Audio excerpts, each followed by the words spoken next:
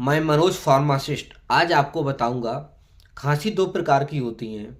सूखी खांसी जिसमें बलगम नहीं निकलता, बलगम वाली खांसी जिसमें चेस्ट कंजेशन होता है। दोनों का इलाज अलग है।